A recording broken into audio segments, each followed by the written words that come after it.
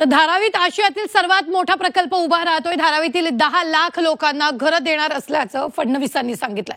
कुणालाही अपात्र करणार नाही, सर्वांना धारावीतच घर मिळणार असंही त्यांनी स्पष्ट केलंय। धारावीतली इंडस्ट्री बाहेर जाऊ दिली नसल्याचंही फडणवीसांनी यावेळी बोलताना म्हटलंय।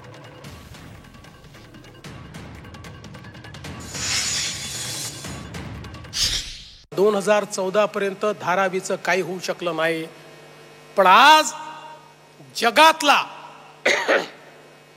जगातला सगळ्यात मोठा स्लम रिडेव्हलपमेंटचा प्रोजेक्ट हा धारावीचा प्रोजेक्ट आता सुरू झालेला आहे।